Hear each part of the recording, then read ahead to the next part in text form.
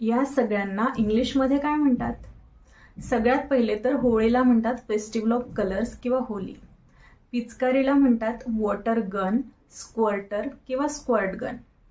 स्क्वर्टचा अर्थ होतो फवारा मारणे किंवा फवारणे, त्यामुळे पिचकारीला स्क्वर्टर असं नाव पडलंय.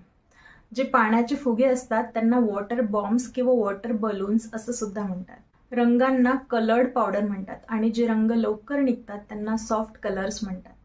जे रंग पक्के असतात, लवकर निघत नाही, त्यांना सॉलिड कलर्स किंवा स्ट्रॉंग कलर्स म्हणतात.